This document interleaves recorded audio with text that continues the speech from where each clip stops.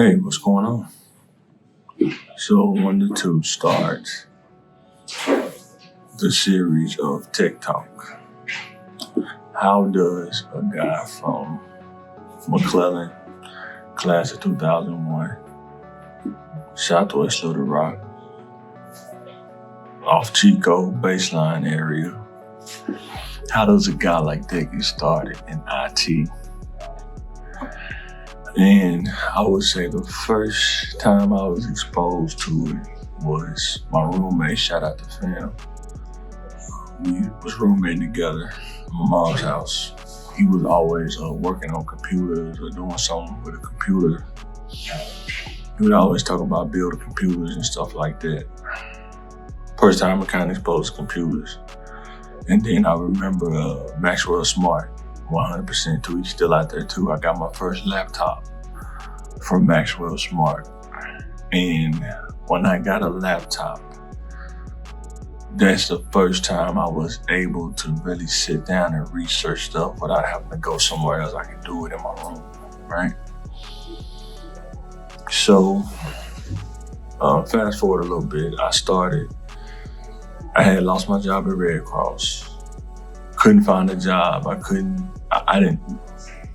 couldn't rebound as fast as I thought I could. And it's actually a good thing. We're gonna talk about that. The reason why it was a good thing is it made me slow down and reevaluate myself and see what the heck am I doing and how did I get here? That's why I'm real fanatical about self-accountability, dealing with yourself, because that's what I had to do in that time. I had to deal with myself. How did I get here? So, started going back to school. Went to school for auto body and collision, paint body. It was just like a semester or two, a certificate. And my teacher, Jacob Stanley, he saw more in me than I saw in myself at that time. I think that was a really tough time. I was just trying to get through, accomplish anything at that point.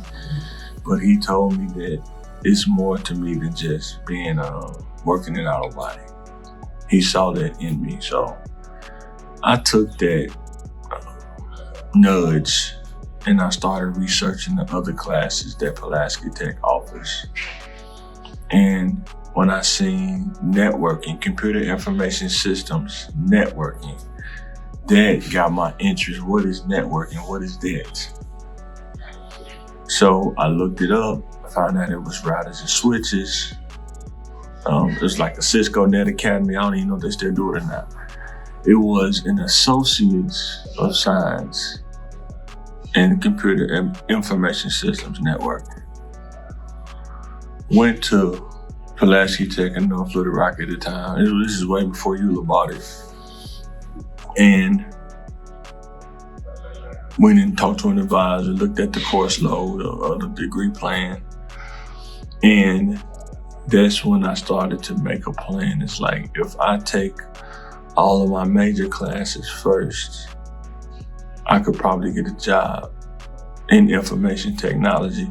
I think sometimes when you hear tech and IT, sometimes they get blurred. It can get blurry when you're talking about each one. It just depends. Some people think tech is just programming, like software engineering, stuff like that. Some people think tech is part of IT as well. Information technology, technology, you know what I'm saying? So, but the reason why I'm saying this is before, I ain't gotta think, this was maybe 2010, 2008, 2009, something like that. Between 2008 and 2010, something like that, right? The reason why I'm saying this is before I got the degree or started working on it, I can only go so far. And my information was limited on what I knew. Even though you can be intelligent and still be limited on your knowledge. Those two things can be true. And I was very limited on my knowledge. And that's why I make content, the Thinking Game podcast. I need to make this a thing. I'm trying to fill that information gap for those kids that's like me. You don't want to be in the streets. You want to stay out of trouble, but you're trying to find things to do that you can afford that make sense and it won't cost you. So with that being said, I go and make the commitment to do this degree plan. Took the major classes first, which was it was switches, network fundamentals, one semester, then like some computer classes, switches, routers, wide area network, and stuff like that. Well, during that, I want to say third semester, blessed enough to find a wife. Shout out to my wife, Ashley. And was working at the airport. You gotta think, and I just started to kind of get back working. I was working full time at the airport, being a courier driver, shuttle driver, taking people from their flight to their cars. When they get off, they come to get on the shuttle and go to their car wherever they park in the parking lot. And I'm going to school full time, probably like 2 to 11, or 4 to 12. I think it was 4 to 12. And I would go to school probably from like 8 to 2 or something like that. And I was doing that. And I remember it was a little bit after I got married, I think. One of my boys, man, I'm gonna try to get him on here, man. We can talk tech talk, because he in it just as deep as I was. But my boy Casey Bell had got a job at Windstream. And I remember him telling us, like, man, I just got this job, man. And we was like, man. And I remember he told us how much it was. He was saying, I'm getting paid like 30 something an hour, like maybe 35 an hour or something like that. I was like, whoa. I didn't even think that was possible at that time. You gotta think this is like 2009, 2010. I didn't even think it was possible. But the exposure, being around people, let me know that it was. And that's one of my other keys, man. You gotta understand or get around people, man, that can inspire you, that can expose you to those things that you're trying to get to, aspire to get to. So, just got married.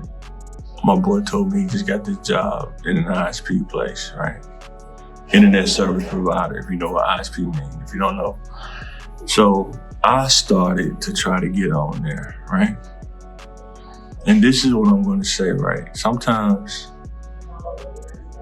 it's not about filling an application. It's finding somebody, the person that will give you an opportunity, right? And through persistence, they would always you put your resume out there, they almost try to email you and stuff. I got an email. It didn't even seem real. I thought it was a scam at first, but I got an email from a place in Texas. And they said, would you be willing to work for the ISP place, which was the same place Casey worked at. And I was like, yeah. Got an interview by this guy named Randall Ray, shout out to him. And had a nice interview, asked me what I knew, what I didn't know, straight up with him. And he decided to bring me in. And they told the contractor, they didn't tell me, he just told me I interviewed the contractor, said they want to hire you, they want to bring you in. And I remember like it was yesterday. They sent you the offer letter. You wasn't full-time, you was a contractor, which wasn't a problem. I was young enough to do that at that time. And I think it said $32 an hour. This was my first IT job. I can't make this up. Before that, I was working at the airport and I was trying to be a firefighter. But I wasn't able to get past the interview. It was funny now because I'm talking, but I was so much of an introvert. I had to go in a room, sit and look in the camera and answer a question. I think I didn't answer it right, but neither here nor there. Get this offer letter. $32 an hour. I didn't even think it was real. I was telling my wife, like, is this real? So what I did was I did not quit my job. I just took off for a couple of days. Then I went to that orientation of that job, right? So when I first got there, it was like way back on the other side of town too. And I remember when I first got there and I went in there, they let me in, like security thing, they let you in. And they sat you down at the desk, gave you a laptop. And you gotta do your password and all that. I'm thinking like, man, this is real. This is for real. I'm making how much? $32 an hour as a contractor. Man, I thought I was, and I still kind of was in disbelief until I got the first check, but I just couldn't. It blew my mind that you could make that much at that time. I mean, you're making $60,000 a year, and I think I was like 24, 25 or something like that. May have been a little older than that, but like I say, just got married, got this job. The thing is that you had to train for like 6 months. So really kind of laid back as long as you showed initiative. And that was my first job working at an ISP and IT and what I was going to school for, routers and switches. So what the job was, it was a contractor that was doing internet broadband rollout, some kind of Obama initiative, but they wanted to roll out internet to rural areas. And what we would do is the planning part of the network implementation, like the configuration. So we would configure the switch, the router, the path all the way from the switch all the way down to the router. They call them redback routers. And then when you make it to the level where you can do a turn up, you would have a tech hook into the D-slam. That's what they call the D-slam. That's pretty much like the box you see, like the green AT&T boxes or something, and then everything from the house is connected to that, and then it goes to the network.